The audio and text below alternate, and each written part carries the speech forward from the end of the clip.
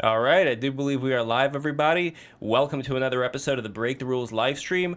I am your humble host, Lev Polyakov, and we are here on Break the Rules talking about Judaism, the esoteric secrets of Judaism, with Justine Brooke Murray and Gnostic Informant back with us. Neil, it's a great pleasure to have you back with us, man. I'm always a big fan of you, and now you have this weird sun-looking thing in the background. That's very nice. So, anyway, Justine, you are an ambassador for Turning Point USA. For a certain institute, right? A Prager University, if you will. Yeah. And you are also Miss Central New Jersey. So there we go. You got a lot of wonderful credentials there. And you are also a fellow small hat member of the tribe, just like me. And I know that right now things have been pretty tough when it comes to, Judaism and Israel and Palestine and all of this horrible things that are going on right now. But what I think is important to kind of dissect here and figure out where exactly we are is to go into the past, the philosophy, the history of how exactly Judaism came to be, what it means for the people who are practicing Judaism right now, and also whether or not there's some kind of a greater mission that's going on in the world today when it comes to the role that Jews are going to play. So we're going to see about all of that. But first, let's start with Justine. And as always, guys, make sure to like, subscribe, smash that bell as well, and patreon.com/breaktherules. So Justine, tell us about yourself, how you got started in Judaism, and how you find yourself also today with the political situation where you happen to be, and what being a Jew means for you when it comes to that. Of course. So being Jewish, it's a really unique it's a unique group because you're a religion, but you're also an ethnicity. You're an ethno-religion, you're a culture, you're a peoplehood. And I grew up Reform. My dad was not Jewish, my mom is Jewish, and she was raised conservative, not just politically, but Miss she was actually Central. liberal politically up until she had me, but she was raised religiously conservative. And her dad actually came from a communist family. They were ethnically Jewish, but they came from what was then it was Russia, but then it was Ukraine, or now it's Ukraine. And her mom's side of the family came from an Orthodox family. So her mom's side was very Orthodox. Her dad's side was actually communist. So it kind of left my mom in the middle, but she practiced Judaism. She was very observant. And then she had me and my sister, and this was in the late 1990s. So the world was very modernized, and it continues to modernize. We're typical American Jews, and we observed all the main holidays, Rosh Hashanah. We fasted on Yom Kippur. We did Pesach, Passover, and I was bat mitzvahed, and I went to shul. But it was this like modernized. When you go to a Reform synagogue, like the thing that I remember the most is my rabbi, who at some point was a female, and you're actually not supposed to be a female if you're not supposed to be a female rabbi. And she would bring out a guitar, and we'd sing all these hippie songs about peace and love. And I honestly loved a lot of the music. But while they were teaching this in my shul, when I was in Hebrew school, they were teaching us to sing songs like Salam, Shalom, and it meant, peace between Arabs and Jews. Arabs our age in the Middle East, and also in some schools in America, surprisingly enough, in schools in Philadelphia, they were teaching their kids to kill Jews. They were teaching kids to kill Americans, singing songs about cutting off the heads of infidels in the name of Allah. So it somewhat boggled me, even at a young age then.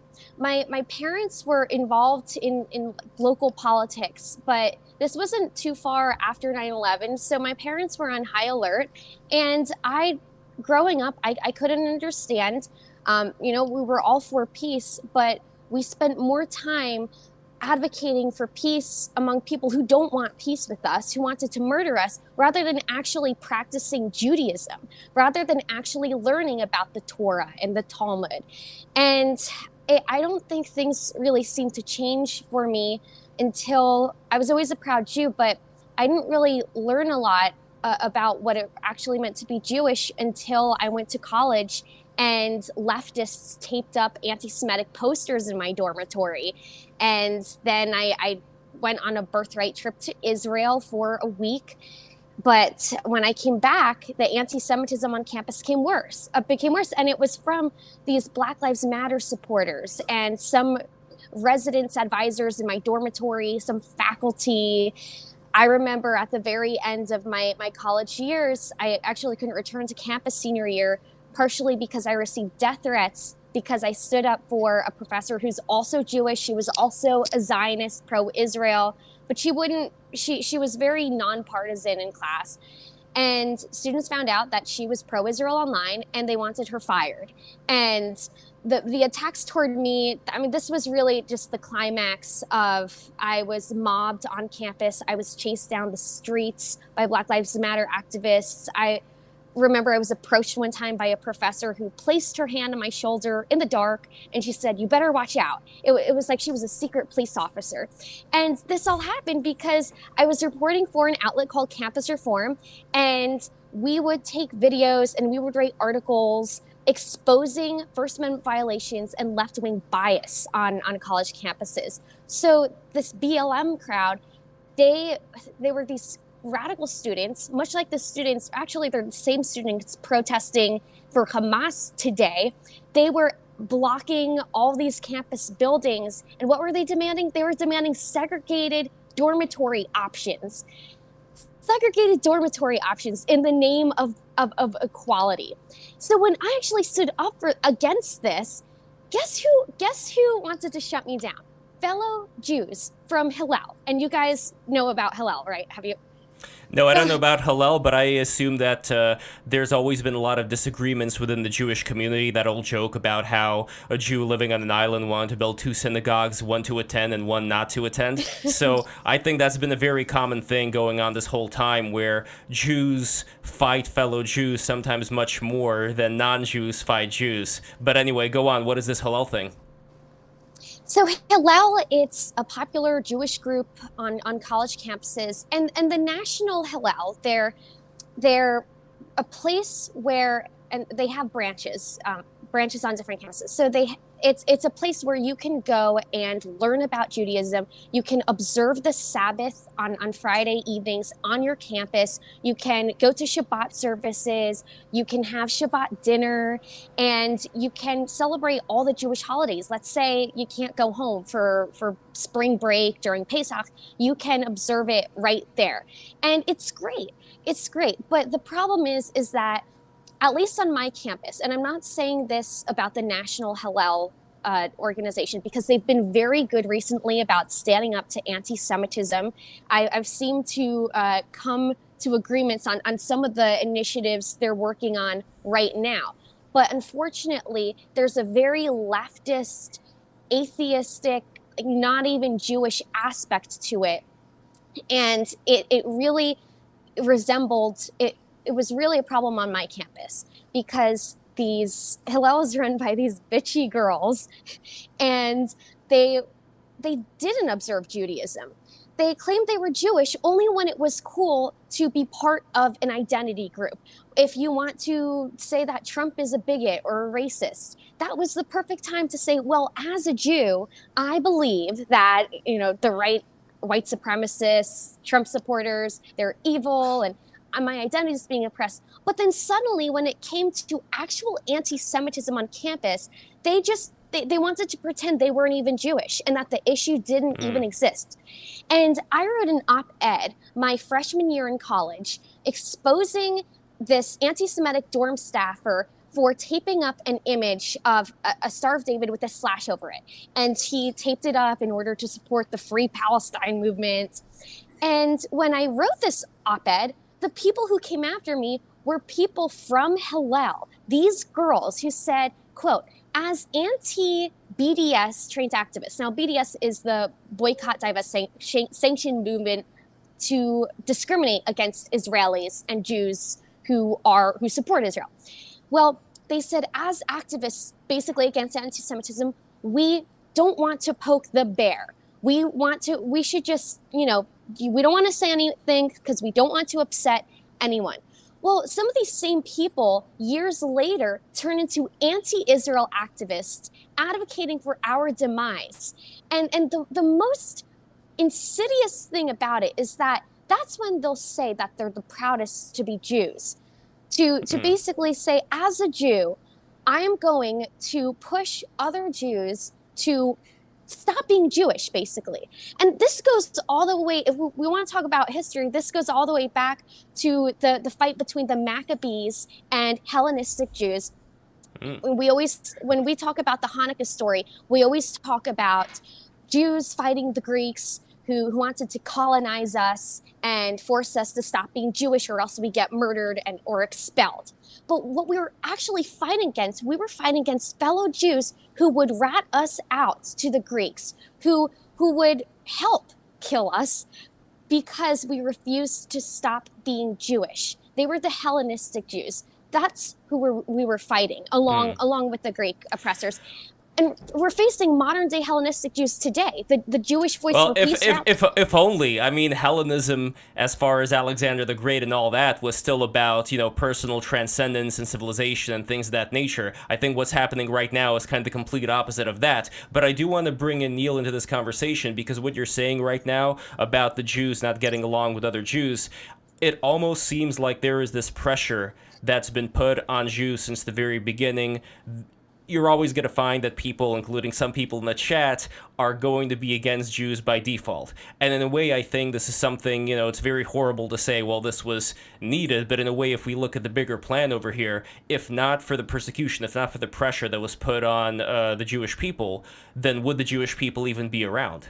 In a strange way, because if the Jewish people were to, let's say, be like any other people as far as assimilating into the Greek world, into the Roman world, I don't think that they would be around for so long. And also when it comes to that pressure, there is some kind of a, let's say, inner transformation that I think also takes place, where you start to inquire about a lot of other things that's going on in the world, probably because you're not as attached to a very particular, let's say, larger state that comes, flourishes, and then goes away, but you're attached to something else. And that's been a very interesting question that I want to also address to Neil right now. What exactly do you think it is, Neil, that a lot of Jewish people are attached to that makes them inquire so much about the nature of reality, where we do have all these various arguments, and even the name Israel means to wrestle with God. It's not like, it's the opposite of a religion where, they would just submit, but I'm not going to get into that right now. But you know what I mean? Like, it's something where you don't have the comfort of just blending into whatever else is going on around you, and there's something inside of you that always makes you want to dig and dig and dig and argue and argue. What do you think it is, Neil? What do you think's going on here? Well, I think it's interesting that like Judaism and the Jewish people have this this tie to their religion that makes them a people even when they're abroad, like during the diaspora. If it wasn't for that, like most people, I don't know if you're English or you're French or whatever, you're not like thinking about, our Druid ancestors that lived in Britain. We need to rebuild our homeland and build that a temple to the sun and have our ancestral land back. But the Jewish people have that identity, and I think that's something to I applaud that in a way. Like I think that's something to look up to in a way. It's a central identity, and I think that's something that like makes the Jewish people throughout history really interesting, because no matter what time period they're in, like you can look at, I don't know, medieval era when the Spanish Inquisition is trying to force them to convert into Christianity, and a lot of them do. but a lot of them don't as well, and they sort of survive all these different time periods, living in ghettos and the Holocaust in Germany. And now they actually, because they held on to that identity, that religion, that core identity of a people, the dream of going back home is a reality. It is kind of an interesting thing. Um, you made a good point about the Maccabees thing, because that was sort of the issue. Was you had Antiochus, the king of the Seleucids, and he's building gymnasiums and temples to Zeus, and a lot of the Jews that were living there were like, "What's wrong with this? Let's have a gymnasium. Like, this is the world. This is everyone else is doing it. I want to do it too." And there was that devout group within that fought against Hellenism, and that seems to be the theme of the Jewish people throughout history. I do think it's interesting because you brought me on to talk, like you saw my video and you wanted to discuss that a little bit. Yeah. I do think it's interesting because when you look at the origins of Judaism itself, I see is like this cultural mixture of people living in this region. After the fall of the first temple, when they get taken over to Babylon and Persia brings them back, what I see happening during that period is exactly them going to Alexandria, convening with King Ptolemy, translating their text into the Septuagint, into Greek, and then that's when I see, and from my understanding, that's when I see the religion of Judaism sort of start to explode and come onto the world stage as an entity, as a thing that everyone knows about. And those ideas seem to be not just in Israel, but it seems to be even in the Greek world. The idea of, like, the pre-Socratics, for example, the idea of one God being in control and having daemons and messengers, which is the word angel in Greek, sort of working through his creation. And so the reason why I bring that up is because it's interesting, because in a way Judaism is separate from everyone else, but it also in a way is aligned with the leading philosophical movements of its time. So, and I think another thing to Judaism that a lot of people don't talk about is it sort of went against all the superstitious attitudes of religion of the day. It has a skeptic layer to it. For example, I'll give you just an example from the text. When you have Elijah battling with the prophets of Baal, and they're doing all this magic, they're cutting their hands with making blood out of the fire, and Elijah's just looking at them and was like, "That's not going to work. Like, that's not working." Like, there's this layer of philosophical skepticism. I don't mean like atheistic skepticism. I mean like a philosophical skepticism of going against the superstition dogmas that are apparent throughout the world in the pagan religions.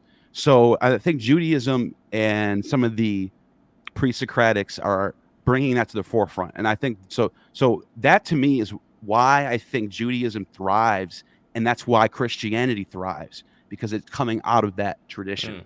But as far as Christianity and Judaism goes, Justine, I think you're in a very interesting position, with Turning Point USA, for example, where you are kind of on the forefront of what is a majority Christian movement with a lot of, let's say, based Jews as well that are within it. But I think right now is the time where, if you assume that we're living through some kind of a, like they talk about apocalypse, meaning things that will be revealed, if we're living at a time when we have this thing called the internet, and we're able to find all this information out, and we got Gnostic Informant here, scouring through all of this ancient text, trying to figure out how all this came about, I thought it would be interesting to kind of compare Christianity with Judaism and what exactly is going on there. So, Justine, before Neil talks about that, any thoughts on the relationship between Christianity and Judaism?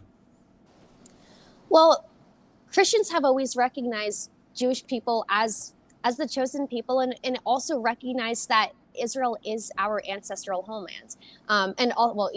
Even in the Quran, it says they also admit it. But think right now, and what both Jews and Christians, I think, need to understand now more than ever, because it is revealing itself, that when Jewish people are being attacked, it's starting with us. It always starts with us. But Christians are going to be attacked too, and they're already under attack. The same radical Islamists that want to see Jews wiped off the face of the earth, they're trying to do the same to Christians as well. ISIS cut off their heads in the Middle East, and they continue to try to do that. And I think that's the problem is that, and I've seen this in some places in the conservative movement, that they think that, well, if you don't believe in Jesus, that Jesus is the Son of God, well, you're an enemy. No, we share the Bible, and then they've added a little bit more, but we're in the same boat here. Judaism and Christianity, we are the founders of Western values, all the values of freedom. And I like how you mentioned that, you hinted that we were always kind of ahead of our times, being a little bit more practical, questioning everything, questioning some of the superstitions of the day. And I think that's what really brings Jews and Christians together, and how we founded Western values, how we came up with the values of freedom and liberty that we enjoy in America. But I don't think people always remember Saddam Hussein when he called Israel little Satan and America big Satan. There's a bigger picture there. Israel is the little Satan because it's a little beacon of the West in an entire region that still keeps women in caves and stones them. And America is much larger, but it was all the ideals for Western society. It was all made up in Israel, in the land of Israel. And Jews and Christians both contributed to that. So that's why now more than ever, we have to be united. We can't divide and conquer, as they always say. We already have problems with Jewish people being so divided as we've been for thousands of years. But Jews and Christians divided, when we're both under attack, we're going to be conquered. And it's already happening. No, I mean, that's all understandable what you're saying about the conquering. When it does come to Christianity and Judaism, as far as what Christians are looking from the Jews, as far as, some Christians have the end times prophecies, and recently the red heifer was finally given birth to after multiple attempts and a lot of money thrown at it. But anyway, as far as what exactly is the difference, though, between Christianity and Judaism, I think going forward, again, it is possible, in my opinion, to both be united while at the same time spreading that spirit of inquiry, so that people are not going to be that tribalistic, and people are, while at the same time, keeping certain customs and keeping, certain beliefs, end up hopefully curious enough to seek deeper and seek what exactly is going on here, because I don't think a lot of these things that we're experiencing right now will stop unless all of us become very interested in finding out exactly what this whole thing is. So, Neil, back to you here. What exactly do you see going on between Christianity and Judaism, as far as what exactly was added from Judaism, and where do you think certain misconceptions may be when it comes to the connection between Christianity and Judaism? So what I think about Christianity is they're simply drawing from the Old Testament and applying the messianic prophecy to Jesus, and then it's so I'll just give you the big examples. Like, the Christians will constantly and I get why Justine, I get why your approach is like, we're all in the same boat. I understand what you're saying, but to get critical for a minute on the Christian ideas that they have the truth, and the Jews are the ones that they lost it. Like, they were the chosen ones, but they lost it, and now it's given to the Gentiles. Well, they'll go to Daniel, for example. Daniel has this prophecy that's from the time of the rebuilding of the temple, 70 weeks, and then an anointed will get cut down. Like, the anointed, that's the Christ. The Christ that's got to be Jesus. Well, it's actually not. If you do the math, the 70 weeks turns out it lands to 164 BCE, and that's the time of Antiochus. Once again, it's the Maccabee period. What happened during that period? Well, there was a high priest named Onias, and Onias was an anointed one, because a high priest gets anointed. That's how the high priest becomes a high priest. They get anointed. So he was cut down, and that's what that means. That's the prophecy. It has nothing to do with Jesus. It has everything to do with the high priest Onias. Christians will always say that this is clearly about Jesus. It's not. And then you have like Isaiah. They love to read Isaiah 53, the suffering Messiah, right? It's so obviously Jesus. Just read it. Just read it. It's so obviously Jesus. And it's like, well, have you ever thought maybe they're drawing from Isaiah and applying it to Jesus? But not even just that. What does the Isaiah 1 say? What does Isaiah 2 say? That's 53. That's 53 chapters into Isaiah. What's leading up to Isaiah 53? Well, Isaiah will tell you. Isaiah will say literally the chosen servant, the servant of God is Israel. So the servant, the suffering servant, is Israel being suffering and being taken to Babylon by the Assyrians. And he's explaining everything in the text. So there's your, and so I'm not saying the Christians are wrong for looking at what happened to Jesus and he got crucified and they're like, he suffered. So I don't blame them for looking at, oh, Isaiah has a suffering Messiah and they're reapplying it to Jesus. I get that. But it's like, at the same time, that's not what the context of the text really was about. So I'm just bringing that up is because, like, if we are to assume, for the sake of argument, that the God of the God of the Hebrew Bible is the true God, then okay, let's take out Hinduism, let's take out Buddha. Let's just, for the sake of argument, this is the true God. Now, which is the true outlet? What's the true interpretation? Is it Christianity? Is it Judaism? Or is it Islam? To me, it's clearly just has to be Judaism. I mean, the other two are what they're doing is they're just interpreting the text in the way that they would like, and that they're taking out the original context of what these texts are actually about. And so, the Jewish Messiah is it's very clear. He's not supposed to come and die and wait 2,000 years and return. He's supposed to come in his time and usher in the kingdom, and that's it. And there's no question if he's here. Was he here before? Is he going to come back? No, he's supposed to come, and that's supposed to be it. So I'm good friends with Rabbi Tobias Singer, who I visited in Israel last year, spent some time with him, and he's big on this concept because there's a lot of, and I get what you mean by Christians and Jews being in the same boat, but there also are a lot of Christians who are really, really nasty about Jews, and they'll use parables of Jesus cursing the fig tree and say that's Israel. It's cursing Israel. The fig tree is the temple, and so you get a lot of nasty ideas, anti-Semitic ideas behind it. And yeah, so that's what it is. And I wouldn't say that these kind of revelations that Neil is talking about is in any way meant to be divisive. Quite the contrary. I think the reason why it's important to inquire about these things and to find out, well, what is actually going on in these various texts is so that people could actually join who are curious enough to find out, what exactly am I worshiping? What is going on here?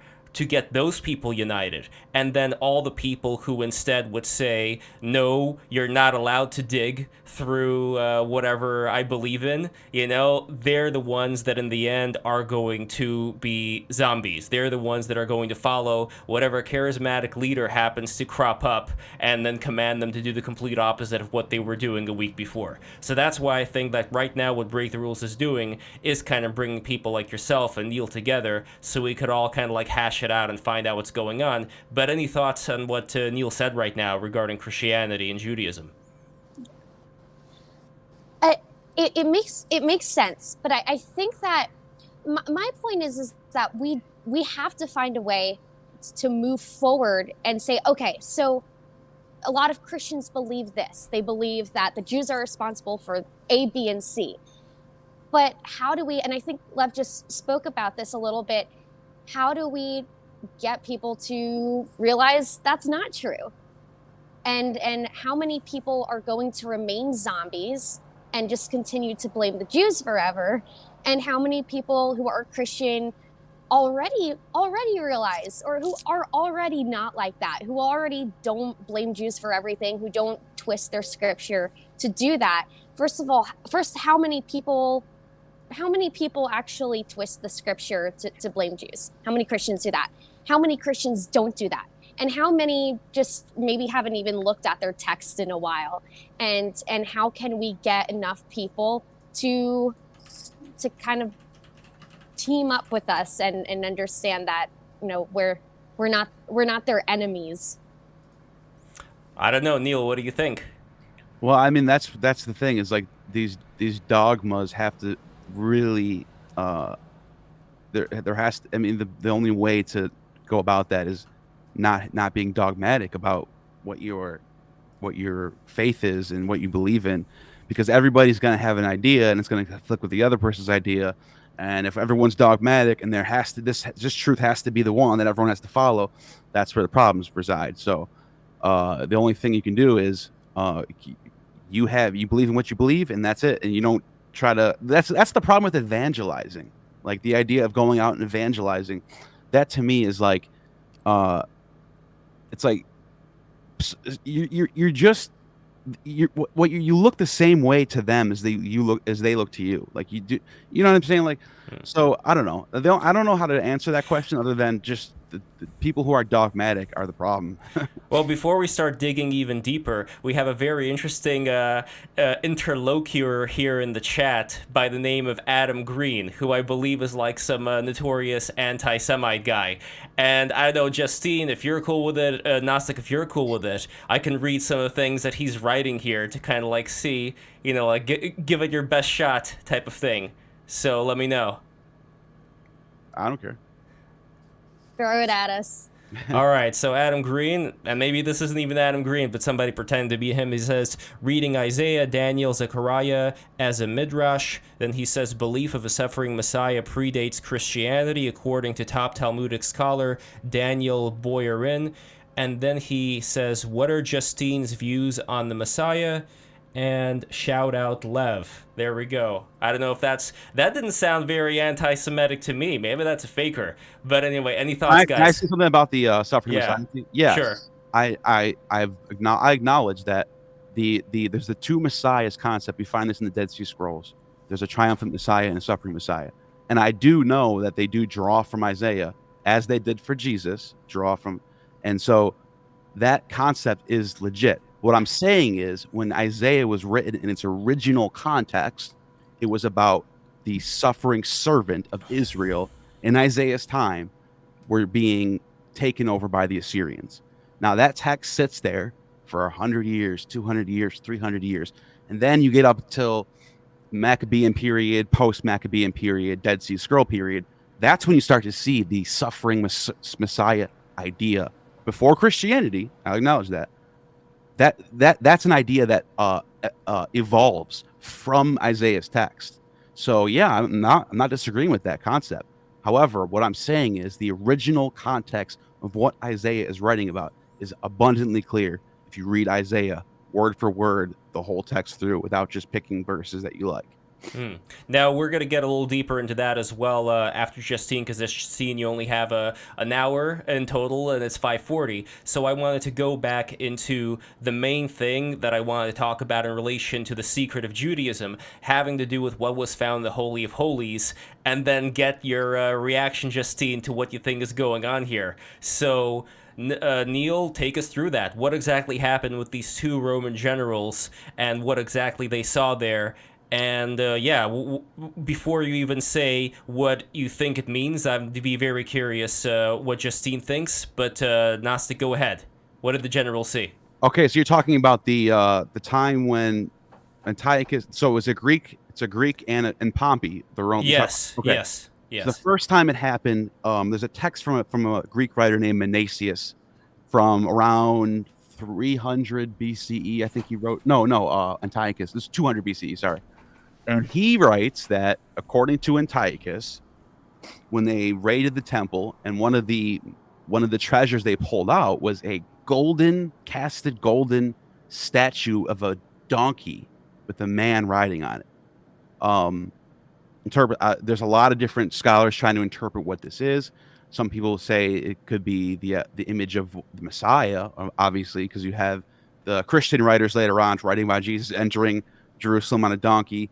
There are others who think this has something to do with Seth, and because Seth, the Egyptian god. And I'll tell you why. Because there was a story about the Israelites in Egypt, and when they left Egypt, this Tacitus writes about this. The seventh day they were wandering in the wilderness was they were thirsty and they're about to die. It's spent 7 days with no water, and a donkey led them to water. The donkey is the first one to find the water, and so Tacitus says this image is the image that they use to represent God, because that's the animal that God used to bring them to water. And the donkey of Set, man sitting on the donkey, because the Egyptian god Set is the god of the desert. And so sitting on the donkey was like he's on top of the donkey conquering Set in that sense. There's a lot of other different interpretations too, but those are the two that I think are the two most interesting. And then Pompey the Great, this is a whole different thing. When Pompey the Great in 63 BCE raided Jerusalem, and he went into the Holy of Holies, first person ever to do it after Antiochus. And he went in there, and all he found was completely empty. All he found was a golden ivy wreath, the diadem. And the ivy diadem is the wreath that Dionysius wears. So there was a lot of the Roman writers at the time, writing conspiracies of, is this some sort of Bacchic ritualists going on here that no one knows about? Plutarch is one of the people who wrote in depth on this. Actually, I have his book right in front of me, Symposiacs. There's a whole chapter in here. This was written around 100 AD. I flipped right to it just by chance, probably because I had my thumb there a bunch of times. And he says, I don't know if you can see it. It says, which god is worshipped by the Jews? I don't know if you could barely see it. It's very... Yeah. But which god is worshipped by the Jews? And he goes into this long thing about them. Maybe, is it possibly some sort of Dionysian layer to this Yahweh god? And so, a lot, of course, to be completely fair, a lot of scholars just think he's wrong. But it's there, it's text. So Justine, is this the first time you're hearing about this? What are your thoughts on all this donkey wreath business going on here? You gotta unmute yourself. Sorry. Honestly, a lot of what you're saying is the first time I'm hearing much of this. You have to understand, I was raised in a Reformed synagogue, and we got like a little bit of history, and I eventually switched. I'm not sure if anyone here knows Chabad, what Chabad is. Yeah, Chabad Lubavitch. Yeah. So when I was in college, I switched and I started going to Chabad instead of my Reform shul. But it's interesting that like we were all, and I kid you not, we were taught basic things, but much of it was all about peace and love. So there was a lot of that, a lot of things that I actually missed, even about my own religion, minus the stories of the Torah. And it's just, and I think that's the problem with modern day American Jewry, is that we're not equipped to handle anti-Semitism because we don't even know our own history. And most Jews in America are not even practicing. So like they can't even understand the deeper meaning of this all. The other concern, though, is that what I think Neil is presenting is not even something you're probably going to find at like a high-level shul or among like a lot of different rabbis, just because of how deep hidden this thing was this whole entire time. But at the same time, I think it points to something that's pretty modern as well. Because at least my interpretation of this whole donkey business and the golden wreath is that it has to do with the donkey overcoming death, overcoming dryness, because there is this whole schematic that you could see in the Kabbalah, for instance, which I see as being pretty close to, let's say, the seven chakra system, or any other kind of like a metaphysical system that would talk about transcending the state that we're currently in. And since you mentioned Shabbat Lubavitch, a lot of the things they're about is also this kind of Kabbalistic transcendence. It's a very mystical sect within Judaism. And what I think the reason for the man sitting on the donkey again is we have the ability to transcend the state that we're in now. And Dionysus, and this is where I want to go to Neil for a second. Dionysus, from what I understand, is supposed to be the polar opposite, or like the lower part of this dualism between him and Apollo, where Apollo is supposed to be like this very she's gone. Here we go, she's back. Apollo is supposed to be like this very intricate mathematical entity, and Dionysus is supposed to be this very down and dirty birth pangs of the universe, sexual primal energy sort of deal going on.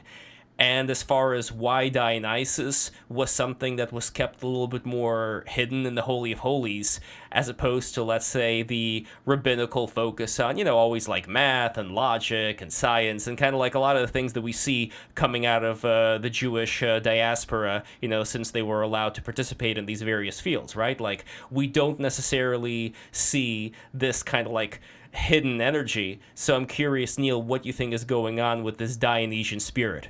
So I personally think that as Judaism is evolving into what it becomes, the religion that we know about it is today, it certainly didn't start off that way right away. I think over time, the traits that God gets are traits that we see among other gods being kind of brought into the one God, right? And one of those layers that we see, and I think this is abundantly clear, especially when you look at the designs of the temple with the golden ivy and grape clusters, the Dionysian layer, the priestly garments with the tassels and the gold and blue ephod, and this is something that if you look at the Eleusinian priests in Athens, this is how they dress. This is their and so right off the bat, I just want to say, like, when you think of Dionysus today, we think of the Roman Bacchus, the god of sex and wine and partying. But if you go back farther to way more ancient times, the Dionysus was considered a god who came from the east. In particular, Homer says he comes from Phoenicia, and there's other writers that say he came from Arabia and the deserts over there. Herodotus says that the people living in Sinai only worship Dionysus, and along with Aphrodite, who a lot of people think is Asherah. Now, this Dionysus is not the Dionysus of the Romans. This is a way more serious, way more demiurgic. So I mean, like and powerful, higher, more serious type of Dionysus, and I think like Yahweh, for example, I think Yahweh has a lot of traits, not just Dionysian traits, but a lot of traits of a lot of these ancient, late Bronze Age, early Iron Age gods, metallurgy being one. A lot of the themes that we see in the Old Testament throughout the Genesis is like him going up into the Mount Sinai, and there's fire casting everywhere. And it's like there's a lot of metallurgical aspects going on. Well, and there's also the various chants as well, right? Like a lot of the names that are used in the Torah.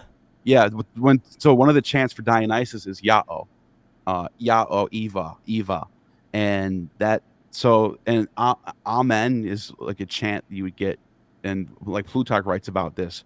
Plutarch says that the Egyptians, when they called to any of the gods, in particular the sole creator god, who's Ammon, they say they call his name out. And this is a chant that you would call for worshiping anything. Yakub as well, right? Yakub is a name that looks a lot like Yakus. That's one of the oldest words for Dionysus is Yakus. So Yaakov is the name of Jacob, and it's like it's really close. I mean, I can't say for sure. I don't have like a text that I can point to and say Yaakov mean. No, it doesn't. I can't do that. But I do think like the name looks really. It looks like it's part of that cultural milieu of what we see in the Levant in like late Bronze Age, early Iron Age time period. So that's that might sound pretty heretical, but that's where I came to in my studies. So what can we do with all this information? Because we have a very strange thing, like I said before, where on one hand, the Jewish people have always, not wanted to engage in all of these heretical, multiple god type religions. But then now, with these particular revelations that Neil is talking about, you have a lot of these entities that later on get distributed around the pagans actually being something that's very much close to Judaism and maybe at the core of what's going on here. So, to me personally, again, I'm curious, Justine, what you think. My version is that there isn't really that succinct difference between let's say, Dionysus and Apollo being like these two different gods. To me, Dionysus is one end of the spectrum and Apollo is the other end of the spectrum, but really they're talking about the same thing being expressed in these different ways, kind of like Carl Jung talks about archetypes. And I think that that's been a very big problem for a lot of people, being able to distinguish between, oh, well, I worship this god and you worship that god, so we have to fight, and not really being able to look at it in a bit of a more, let's say, liquid type of way. Where I know, like today, people talk about the gender spectrum and all of that.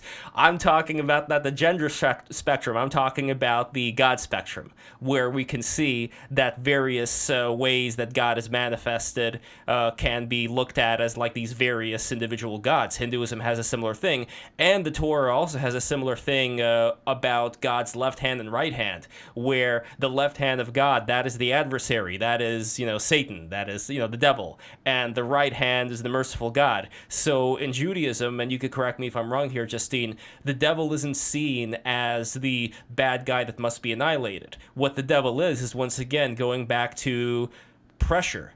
It's the pressure that's against the Jews, so that the Jews either succumb to the pressure or they grow. And you know what they say, what doesn't kill me only makes me stronger. So yeah, so I know you got to go soon as 54, so any thoughts before you go on what Neil was talking about and these various revelations tonight?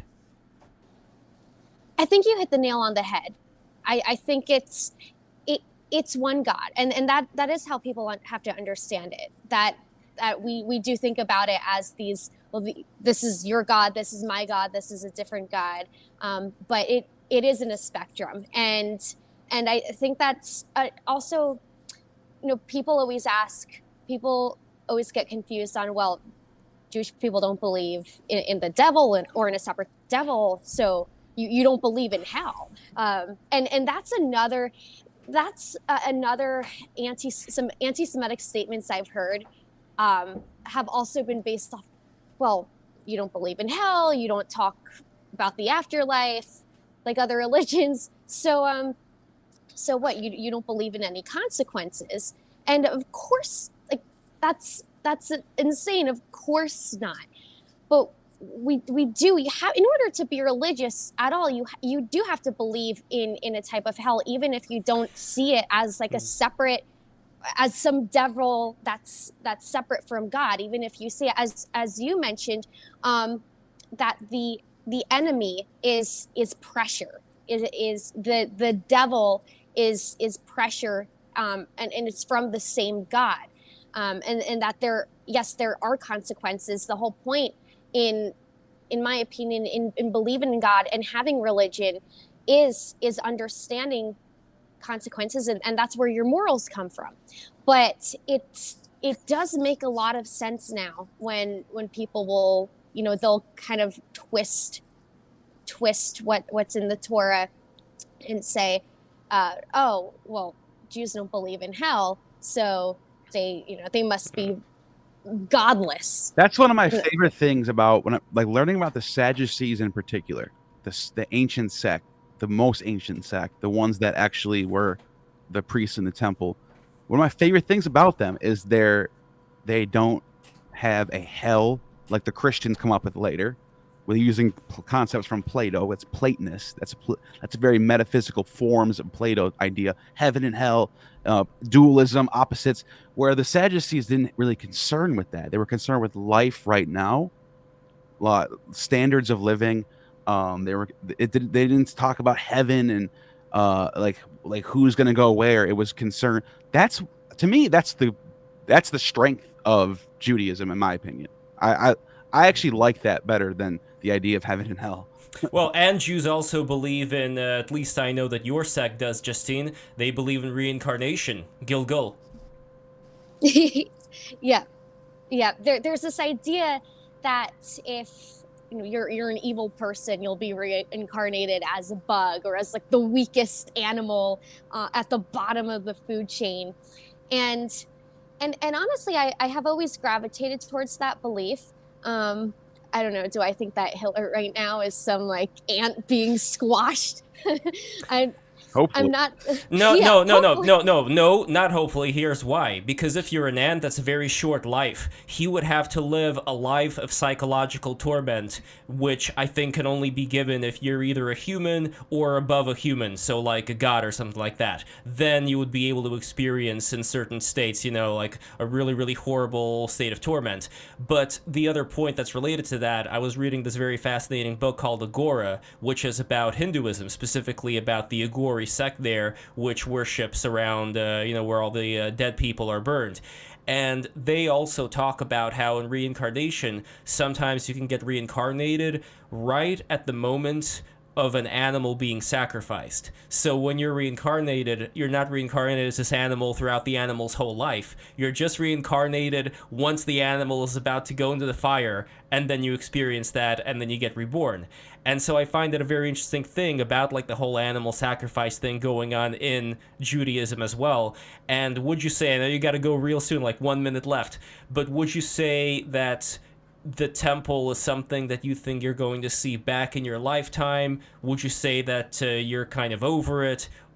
Or do you actually want the temple to be back? And if the temple is back, are we going to start the animal sacrifices or what? What exactly do you think is going on?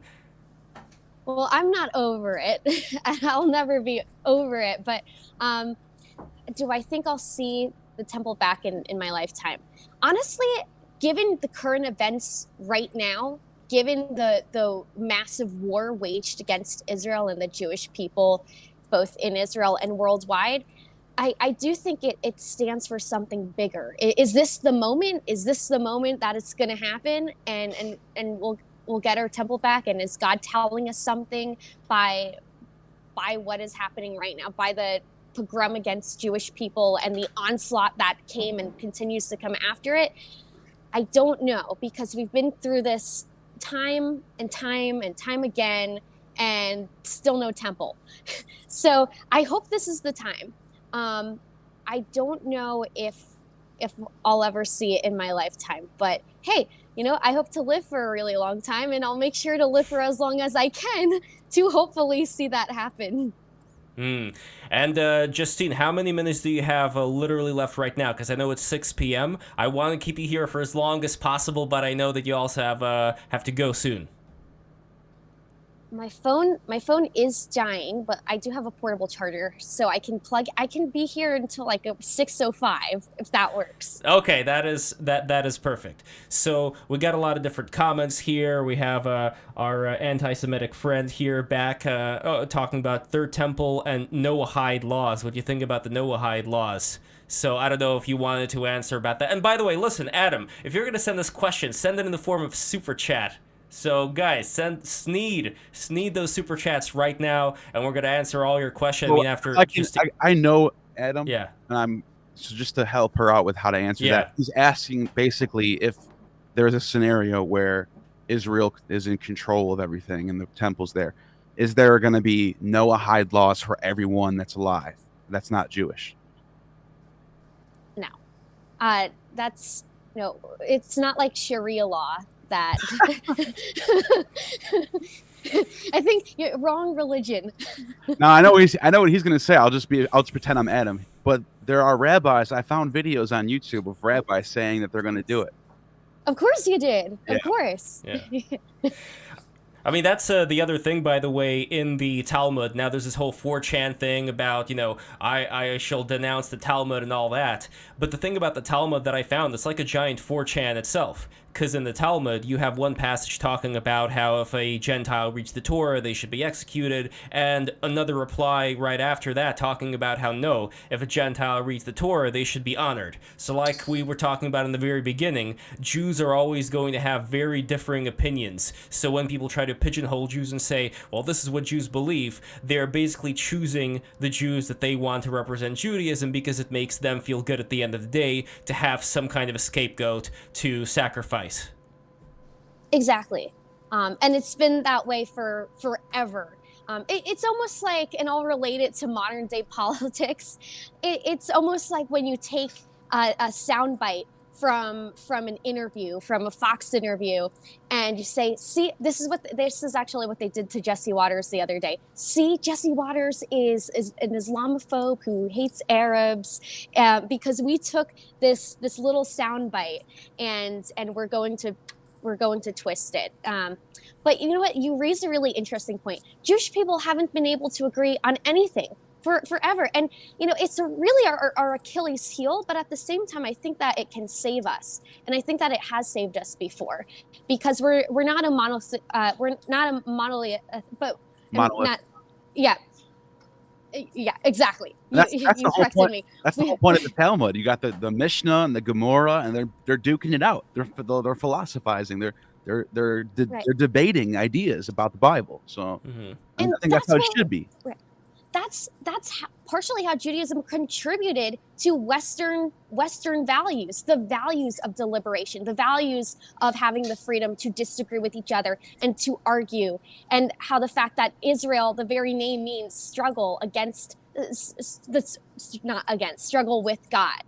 I think that's what makes Judaism so great and what makes us such a great contributor to society, while at the same time can hurt us, because all these years we've thrown each other under the bus. But as we've been throwing each other under the bus to contribute to try to pacify people who just want to finish the job, at the same time, the values that have come from our many disagreements and our arguments have contributed to the values of democracy, the very values of having the freedom to argue and to keep questioning. That's actually what science is, by the way. Science is, it's an argument. It's different. Yeah. And that's why I also think that regardless of what Adam is talking about here in relation to Chabad, and that Chabad is going to instill these Noahide laws, I bet that if there is ever going to be a time when they're going to attempt to do something of that nature, there's going to be some Woody Allen figure who's also like part of Chabad, comes out and say, you know what, guys, I'm actually thinking this isn't like the best way to go about it. Like, why do we need to have these Noahide laws? And then the inside of Chabad is going to start arguing amongst themselves. So I don't think that there's going to be any limit to any of these things happening. I don't view any of this stuff as being that dogmatic. People go on various, let's say, spiritual vehicles, if you will. Mahayana Buddhism, that's also referred to as the great vehicle. Chabad, that's another great vehicle, I guess you could say. And sure, people have some criticisms, and I bet that, like all things in Judaism, there's always going to be a lot more questions than answers when things come around. And personally, and I don't think you disagree with me, neither of us want to have some kind of a totalitarian system to impose some Noahide laws on the Gentiles. So it doesn't matter what we belong to. I think we could all say that we're not about that.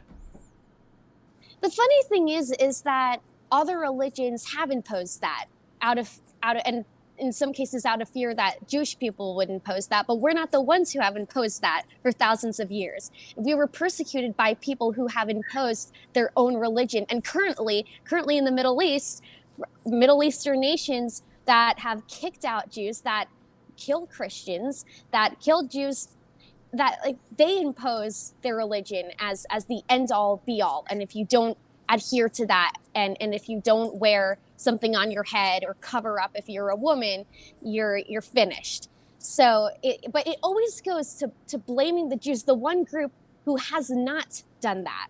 It's True. kind of funny. Can't argue against that. And before you go, we have a super chat from Myth Vision, Derek of Myth Vision Podcast, $5. Thank you so much, Derek. Here's some love to Lev for hosting two wonderful people. Anti-Semitism is alive and really showing its head lately. Love to my Jewish friends. There we go.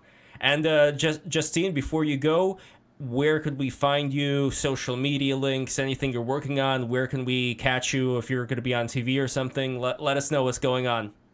Yeah, sure thing. I'm mainly on Twitter and Instagram. So Instagram's my full name, Justine, Brooke Murray. You can actually see, it's just my full name and click at. And then on Twitter, I'm Justine_Brooke. And I will keep you posted on any media hits I do. I'm currently working on a video about the fact that people are now praising Osama bin Laden and saying that they believe he's right. Nice. Well, not nice, but you know what I mean. That's like, okay. Before you go, look up Sick Animation Osama Road Trip when you get a chance. One of my favorite cartoons of all time. It's like Osama, he's like on a road trip with like a junior, like a disciple or something. He's talking about how much he loves beer and girls, and he always has like, I love the United. Well, I don't love the United States. And well, anyway, it's kind of a blue video, just so you know. It's kind of dirty, but I highly recommend you watching it. Osama Road Trip. Sick Animation. Shout out to the great Mark M. Anyway, Justine, thank you so much for coming in. I would love to have you back, maybe live in New York, in the apartment there. We're going to do various streams coming up soon. So yeah, I will get you guys more info about that. We're going to have pretty soon BTR live in the city with guests actually physically there. And if you become a patron, patreon.com/breaktherules, you can also join us on the various New York adventures. $20 tier. I'm going to send you guys all kinds of invites on get-togethers that I do hoity-toiting with the New York City high society. So patreon.com/breaktherules. Justine, thank you so much. We're going to keep going a little bit with Neil right now. And I'm very thankful that you got to be here today. Yeah, thank you so much for having me. It was great speaking with you both. Nice meeting you. Take care. Nice meeting you. Take care. So Neil, now that it's the two of us, just the two of us, we can make it if we try.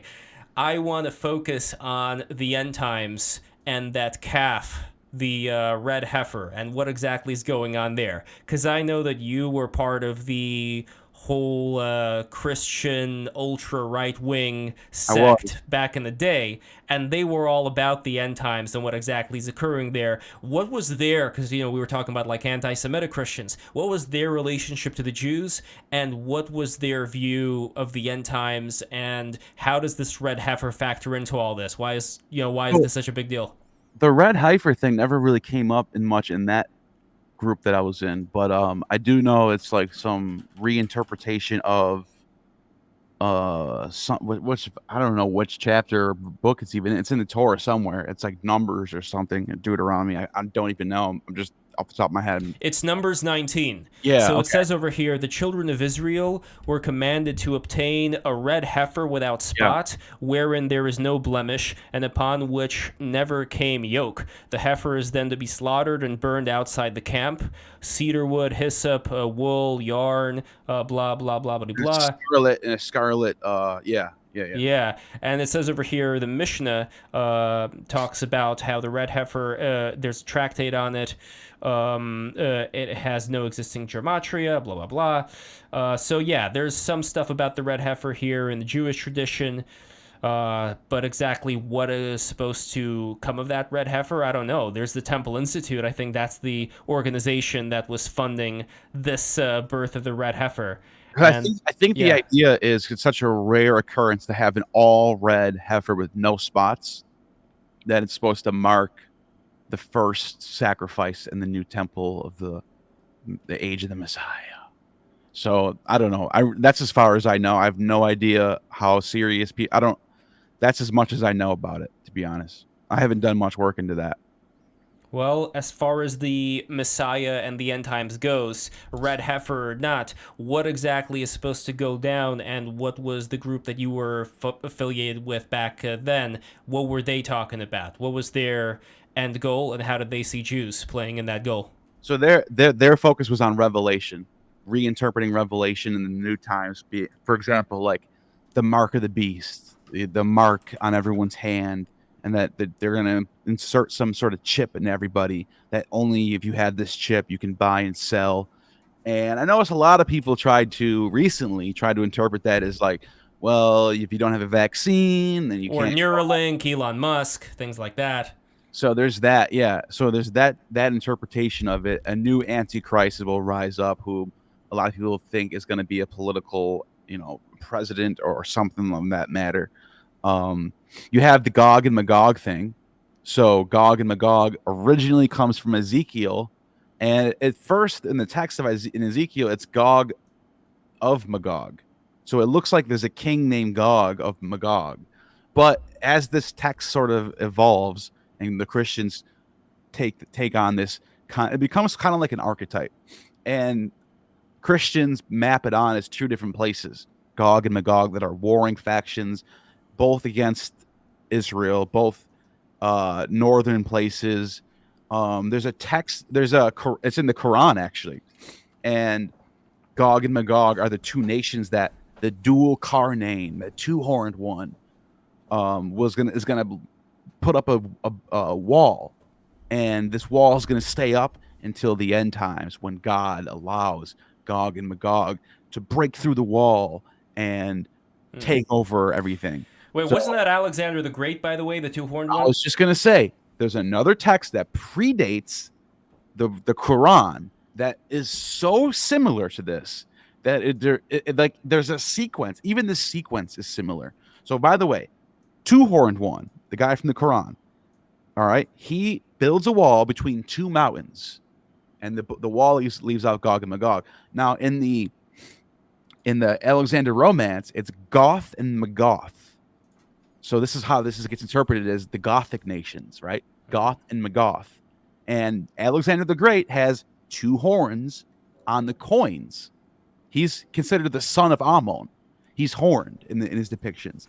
So this is before the Quran. So a lot of people, like myself included, think that the Quran is drawing from Byzantine legends. Because, by the way, one of the languages that the Alexander Romance was translated in before 600 AD was Syriac and Arabic. So this text was alive and well in the Arabic world. People knew about this legend of Alexander having, building a wall between Gog and Magog. And in this text, in the Alexander Romance, Alexander puts up this wall between Goth and Magoth and keeps them out. So you're saying that this is in relation to what's going on right now with Russia and Ukraine?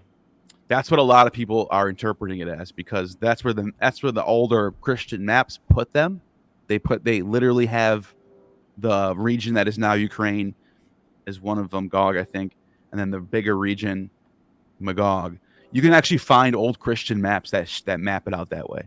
I don't know when you start seeing that, but it's post-Christian era. But is that enough for you to say necessarily that these are signs that this is a legit end time scenario? Or, as we were talking about before, do you think, well, people have pattern recognition, that's how we're able to survive, and that's what's actually going on here? Yeah, because, and I'll give you another example, is the fleets of the Kittim. So the fleets of the Shittim or Kittim, whatever changes depending on if it's Hebrew or English, you're reading the translation, and it's in its original context, it's talking about the seafaring people coming from Cyprus, the Cyprians, and they're the fleets of the Kittim that are invading the Levant. Then this fleets of the Kittim shows up in Daniel, shows up in other texts where it's the Greeks. They are the fleets of the Kittim. It becomes an archetype. You reapply the fleets of the Kittim to the Greeks, and then in the Dead Sea Scrolls, in the War Scroll, they use the same terminology for the Romans. The Romans become the fleets of the Kittim. So Gog and Magog is like this. You take these words that meant something before, And they, over time, as the world changes, there's new geopolitical situations, you map these archetypes on. So Gog and Magog's Russia, Ukraine, fleets of the Kittim are the Romans. You might even, someone today might even say the fleets of the Kittim are the Americans coming in and helping Israel. Something like that. But as far as Gog and Magog goes, I have to admit, and a lot of people will admit this, it is interesting because it is the same region that these warring states are in. However, this place is always at war. There's always wars going on in that part of the world. It just happens to be right bordering two continents and bordering to, just the Eurasian continent basically, and it just happens to be a place where there's a lot of war. So it's kind of a surefire bet rather than making a prediction like Timbuktu or something. Like, it's understandable why that one would be so successful as far as the predictions go. But I don't know, that does fly in the face of a lot of, let's say, hopes. If hope is the right word here, probably not, that people have when it comes to the end times and transitioning from what we have right now. I mean, look, we have the internet before we had the printing press, and we have all these various axial ages, and there are patterns that people want to map onto it, which may not be that necessarily wrong, because that whole 4chan quote about hard times make strong men make good times make weak men make hard times. I mean, that's a very understandable thing. If you have too many creature comforts, you're going to, lose sight of the game, and somebody else is going to win. So I don't blame them for reinterpreting these texts for modern times. I think that's just it's just natural that they're going to do that. Josephus talks about the sect of the Essenes in the 1st century, and that they practiced this. They would look into the scriptures and they would reapply the scriptures to modern time, to current events. So this is just standardized. And by the way, as far as predicting the end times, there's probably over 1,000 now that you can look at. Not just random people on the street. Like, I'm looking at a list. You got Hippolytus of Rome, Julius Africanus, Irenaeus, Gregory of Tours, Pope Sylvester II, Pope Innocent III. The list goes. Martin Luther, here's another one. Sabbatai Zevi. There's so many. These people drew out, using the Bible, using Daniel and Revelation, and they mapped out the dates of when the end times are going to come. All those dates have came and left. There was one that just happened a couple of years ago that was a big one. The church that I was in thought that this was the one. They were like, sure. Like, they were like telling people, don't have kids, don't get out, just drop out of school, just get ready for it. And like, it just came and left. So it's just going to keep happening.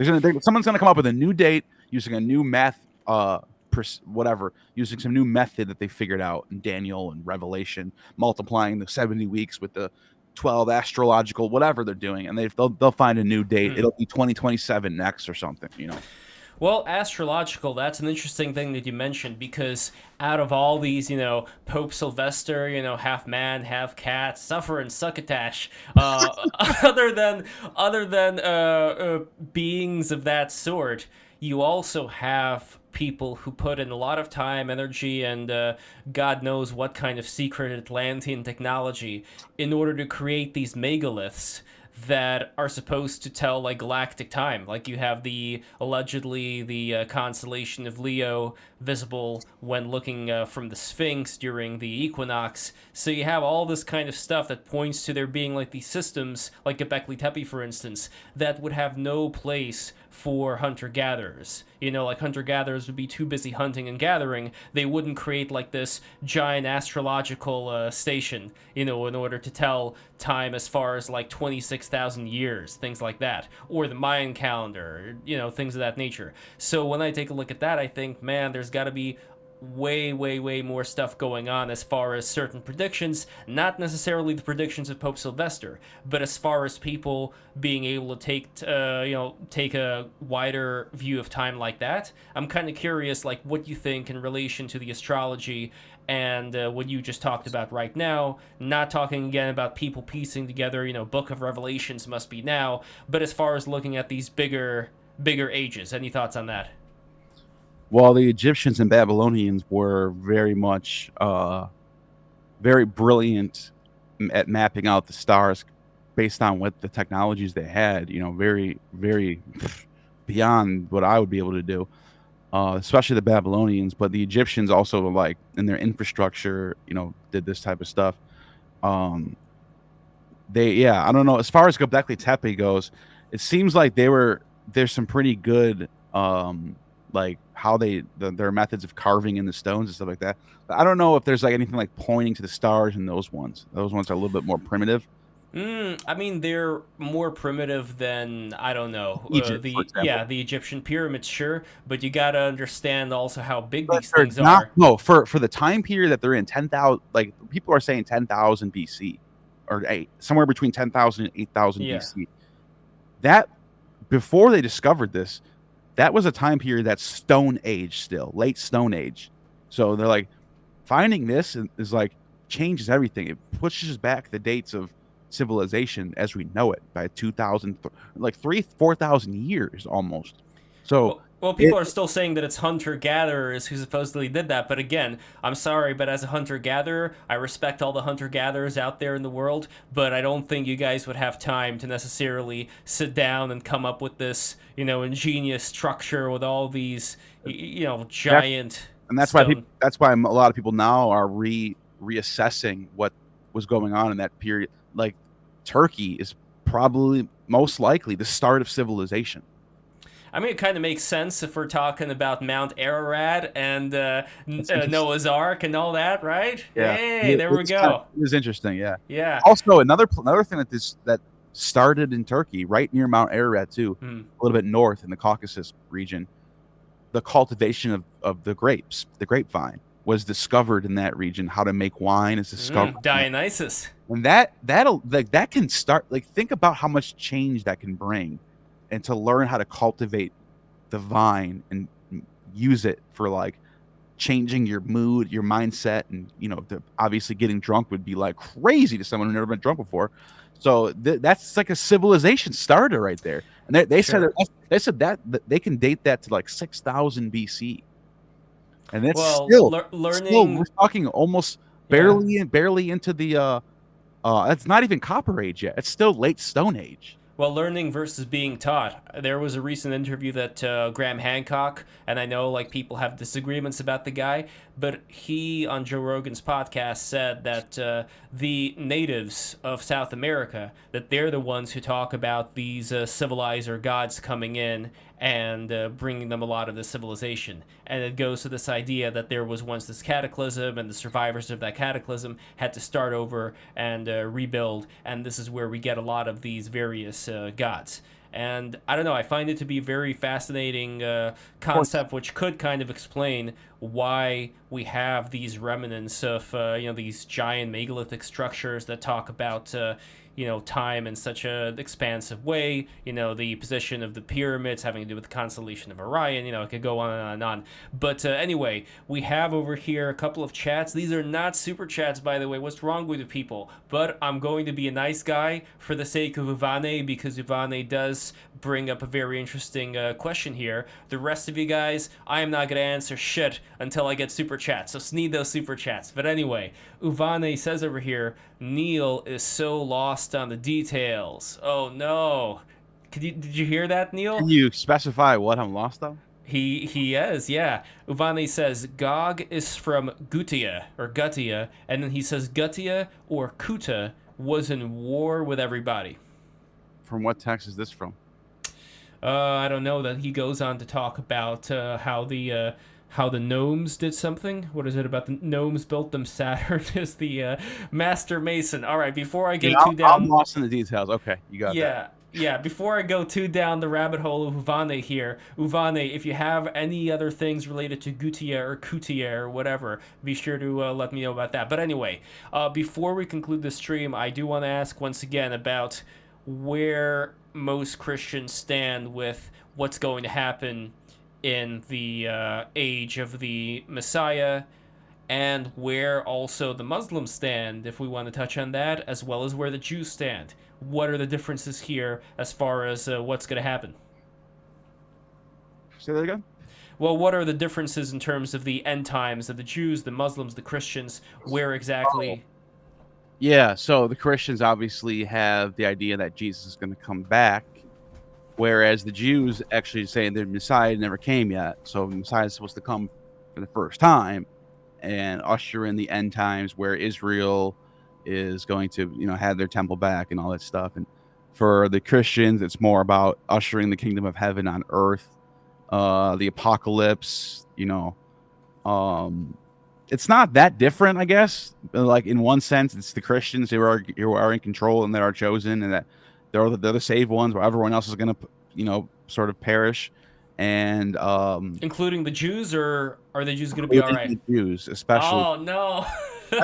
I'm not just saying this is what the Christians believe. Yeah, Yeah, and especially. all this time, these evangelicals are treating the They Jews so nice. say it's the new Israel is the is the Yeah, is the Christians, the yeah, ones who have faith in Christ. That's the new Israel. The old Israel has nothing. There is this passage in Revelation about 180,000 or 144,000 um uh from, I think it's like 12,000 from every, something like that. You know what I'm talking about. sure. From all the 12 tribes that's it. There are only going to be 12,000 from every tribe that are going to be allowed to, for whatever reason. Maybe they were nice to Christians with one in their life, or so, I don't know. For whatever reason, it's in Revelation though, where it says that's the only amount of number that's going to make it. Yeah, They have a small limit of yeah. 144,000 Jews that are going to survive, and then everyone else is going to die. So Well, that's maybe that's just like another pressure, like they don't want to be too lenient. You know what it reminds me of, by the way, Neil? It reminds me of exactly the shit that they pulled in the imperialist Russia back in the day, where Jews were only allowed like a certain percentage of them to go into the university system or to get certain jobs. So I that's wonder, how it was in Europe too. yeah, and I wonder like why it was like only like a certain percentage. Like they didn't exclude everybody. They took like a certain percentage, and same thing you find in the Bible apparently in the New No, Testament. do you know the Pope Alexander, the one that they made the show about, the Borgia Pope? Okay, sure. He was known. Well, first of all, he's known for being like very wicked and like having orgies and like marrying twice and having children, Nice. which most popes don't even have any kids. But he also, on a humanist side, was very loved by the historians, because when the Jews were kicked out of Spain, he allowed them all to live in Italy, gave them special rights to live in Italy. They all were allowed to live with the same rights as everyone else. This was a huge, huge deal, and he was criticized so heavily. He was called like the devil pope for this, and Damn. he went against the popular consensus of most Christians, most Catholics of the time period, who were very, very anti-Semitic at the time period. This is the 1490s we're Oh. talking about. Well, I guess it's kind of like Oskar Schindler in a way, who, from what I recall, was kind of a womanizer, and he ended up saving the Jews in the Holocaust. So, in a way, I think just my interpretation of this Pope Gregory story is that there are people out there who do kind of like let themselves go in one way, but at the same time, the people who don't let themselves go, the people who end up just being like these very dogmatic people, it almost feels like they're not being dogmatic because they realize this is like, it's better to follow this faith and be good to your neighbors and all that. They do it because they don't want to go to hell, and they probably want to be, and I'm not saying all of them, but those ones that are like super dogmatic, those that just like follow, I must pray this amount of times, I must do this, I must do that, or else I'm gonna get in trouble. It almost feels like the reason why they're doing it is so they can kind of, like be saved, as opposed to changing who they are within. Do you know what I mean? And in a Yeah, way, it seems kind of selfish. it's interesting that you say that, because that's like to me, it seems like that's the message that you get from Jesus in the New Testament, is like all these Pharisees and Sadducees, that they're clean on the outside, but on the inside they're full of, Yeah. and there's this idea of like being obsessed over the law and the scriptures and searching the scripture and being scribal, being good at that sense. But then it's like, what kind of person are you inside? And this to the credit of Christianity. I agree with this message of like the being circumcised in the heart rather than in the flesh, where it's like it's not about like following, it's not about being this devout perfect person according to the text, but it's about like actually giving, like bearing good fruit to the world. That's a good message, I think. It's like that Very Dexter's Lab. humanist. Very Yeah. humanist. Yeah. Oh, it's like that Dexter's Laboratory episode where Dexter grew a beard, and in the end, Action Hank said it's not the beard on the outside, but it's the beard on the inside that counts. So yeah, I mean, we both have pretty nice beards right now. Maybe I'm gonna grow mine out, go into like full rabbi mode. But anyway, we do have a super chat over here who says Salvation 4.99, who says, can Neil explain when he thinks the Old Testament was written? Ooh, that's a good question. So it's part of my video that you saw that got you to do this stream to begin with was this is what I think. So, and this is not just me. There's let's see, where do I have the text? Everybody subscribe while Neil is looking, patreon.com. And also, by the way, levslens.com. Go to my Substack this instance. Listen, I'm talking to all of the 69. Ooh, 69. I'm talking to all the 69 people who are watching the stream right now. I'm pointing at you. Go to my Substack. Register on the Substack.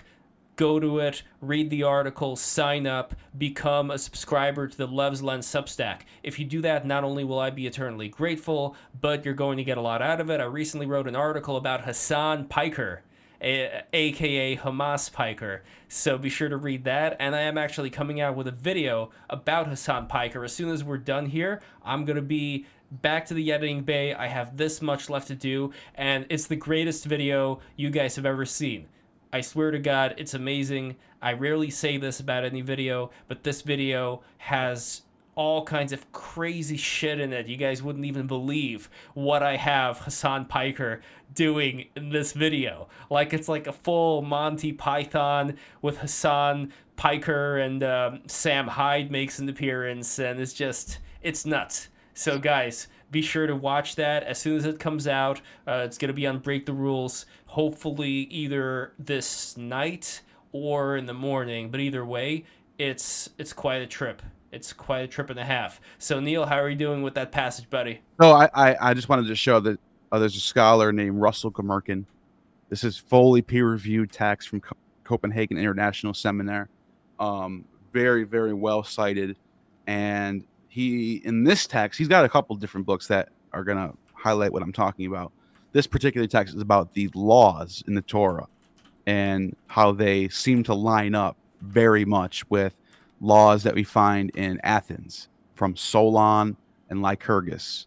And so this is what I think. I think that Judaism as we know it is evolution from the time of middle of the Iron Age, somewhere when there's before the Babylonians and Assyrians conquer Israel and bring them to Persia, bring them into Babylon, and the Persians let them come back. And at that point in time, what I think is happening is Israel is polytheistic, like everyone else is. Not to say that there isn't a priesthood in Jerusalem that doesn't worship Yahweh. I think that's probably the case. But what I think happens is when they come back, that's when they start to formulate the religion of Judaism as we know it. And I think that what happens is after Alexander the Great conquers the Persians, and there's another huge war that happens in Gaza, by the way. It's weird. There's another war in Gaza. This happens around 310 BCE between Demetrius Poliorcetes, who's the son of one of Alexander's generals, Antigonus, and he fights against Ptolemy Soter, son of Lagus, and Ptolemy whoops him, destroys him, just absolutely just wrecks his ass, and conquers all of Judea and Syria, all of it, and he takes hundreds of thousands of Jewish slaves back to Alexandria, Egypt. Then while they're there, we have texts that highlight all this. I'm not just making this. This is not just like my brainstorming. This text, Josephus talks about this. We have some letters preserved from Aristeas. We have Hecataeus of Abdera. We have some other people as well. And they talk about how during this time period, the Septuagint, the Pentateuch, was created. And what they did, they say that they basically took a lot of the Hebrew scriptures that were available in these priesthoods and brought them into Alexandria, and they constructed the Pentateuch. And that's when I think the Hebrew Bible as we know it was created. So I say around 300 to 270 BCE. And then you're probably, a lot of people probably hearing this probably like, what? I was told it's five. Wikipedia even says it's around 500 BCE. We already have all these, like, no, or some people might even think Moses wrote this thing in 1300 BC, which is, nobody says that. Not one scholar, even Christians. That would be funny though if Moses wrote the whole thing, including like Songs of Solomon and all that. But here's my reasoning for that is not just because I'm not just appealing to Gomurka, and I'm not just appealing to authority on Gomurkan here. And by the way, Gomurkan's not, most mainstream scholars won't say this. There are more and more that are now saying this. It's a growing opinion.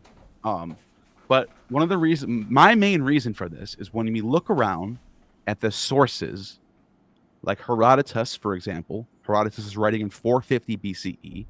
He writes about the Syrians, the Phoenicians, the Arabians, the Egyptians, the Babylonians. He raps about all these different religions all over the place, and he doesn't say anything about Judaism yet. Well, okay, that's kind of an argument from silence. It's actually not just Herodotus. There's not a single source in Egypt, in Persian records, in people living in Ionia, which is modern day Turkey. None of these sources ever mention Judaism until the Hellenistic period, till 300 BCE. Not only that, because that's still an argument from silence. You could still say, well, they just didn't know about it. That's true. That could be the case. However, this is the kicker for me. There was a group of Jews who, when the first temple was destroyed, when Nebuchadnezzar laid everything waste, they not all of them went to Babylon. A lot of Jews went to Egypt, and they built a temple down in Elephantine, which is a city on an island in Egypt in the Nile. If we look at we have text we have their text. We have the physical text, hundreds of texts, hundreds. We know a lot about them. They don't just worship one God. They worship a lot of gods. They worship Yahweh. They worship Asherah. They worship Osiris. They worship Isis, Khnum, Set. There's just a whole plethora of deities. And this is in 400 BCE. 400 and 500 BCE. So and they have no knowledge of like the Torah. They don't mention the Torah. They don't mention anything. It's a whole different religion. Wow. So that to me indicates, it doesn't mean I can say it's 100% guarantee that there are no Torah yet. Maybe there is, but if there was, not a lot of people knew about it. Doesn't show up in any of the primary sources around the world. So the only time you start hearing about the Torah is after 300 BC. And anybody can challenge me on that. I would love somebody to show me otherwise, because I would change my mind right away. Yeah. Wow, man. This is all very trippy.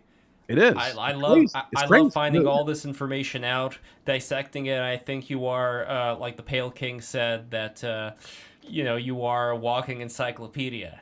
And no way. I feel there's so no. You're being modest, because you are somebody who has transcended. Just like personally speaking, I think you would agree that you transcended whatever state you were in before, the struggles that you had in life, sure, in order to get to where you are right now. And I think that serves as a great example to all the people right now who might be watching, who are down on the dumps, who think like, okay, this is like such a low point in my life.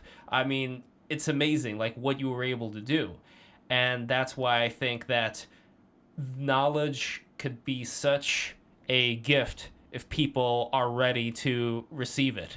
If people are ready to accept the fact that we don't necessarily have to be tribal, and it doesn't mean that we're going to fight each other when we start discovering all these things like I was talking about with Justine. If we can agree that we're all coming from a good place, we don't want to hurt other people, we don't want to enslave other people, what do we want? We want the truth. and that's what you're doing. And if other people are about that, I want you guys on board. I want you guys on board with what I'm building here on BTR, New York City. I have access to all these various people who I've met who are very interesting. In fact, tomorrow I'm going to be meeting a couple of people, and the day after tomorrow. So, things are happening. And even though New York is kind of also down on the dumps, you could say, just like a person can go out from that state and transcend it, I think all of it is also a test when it comes to New York City and other cities right now. I think that we can get out. I'm talking to all the New Yorkers right now. I think we can get out of the situation we're in right now as long as we talk and agree on the problems that are at hand, then we can solve them. And by supporting BTR, if you guys go to breaktherules.com, no, don't go there. I don't know why I said that. Patreon.com/breaktherules. If you guys go to patreon.com/breaktherules, if you become a patron today, and if you become a $20 patron in particular, you guys are going to get access to the New York City High Society that I've been cultivating and meeting with. And today is the day that I'm swearing to you guys, we are going to change everything with your help. And with Neil's help, and with Myth Vision's help, and with Justine's help, and with the help of everybody here. Patreon.com/breaktherules. Become a patron today. And you know what? Even the $5 tier ain't bad. It ain't bad, because you guys are going to get the MP3 episodes right after they come out. You're going to get Discord privileges. You are going to get our gratitude and love for pushing this thing through. And this is only the beginning, guys. Lastly, $50 tier. By becoming a patron, you guys are going to get private sessions with me where I teach you guys how to make a podcast, how to make a live stream.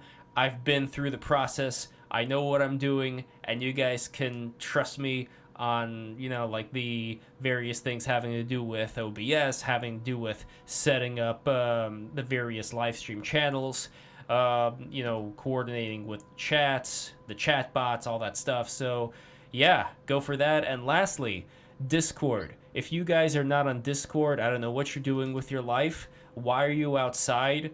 Why are you going to the gym? No, you guys should be on Discord, and you guys should be on the Break the Rules Discord, jamming with all the other people there. And here's the link to the Discord. I'm posting it on the chat. Here you are, guys.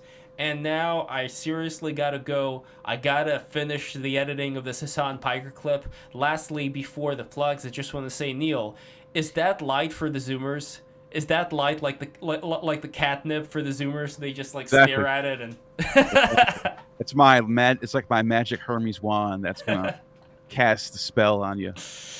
Oh, nice. That's a good line for next time you're at a bar. But anyway, Neil, what is what you're working on right now, buddy? And where can we find your channel? How could all the good people support you? So first they support you, then they're going to support patreon.com/breaktherules. But how can they support you?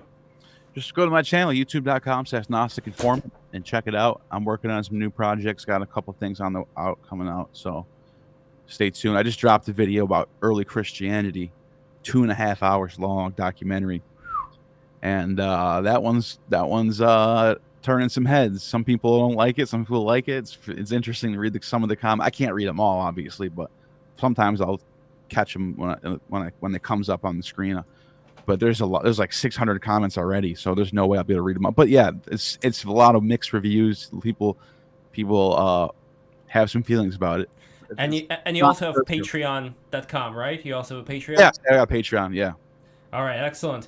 And by the way, here's a little preview. If you guys, let's see if, here we go. Okay, so you're not seeing it on the screen, unfortunately, Neil, but you guys could see it. Hassan Piker sitting on the throne. Neil, if you go to YouTube, you're going to see it. But this is just like one of the many splendid visuals that you guys are going to see in this upcoming Hassan Piker video that I'm editing right now. See his floor is... Oh, you don't see the floor. But anyway, the floor is like all Sonic the Hedgehog themed. But anyway, be sure to check that out. And once again, if you want to support, patreon.com/breaktherules, become a patron right now. And that's it. Leave a comment, share this video with all your loved ones, with your dogs and your cats as well. And that's it. Follow me on Twitter at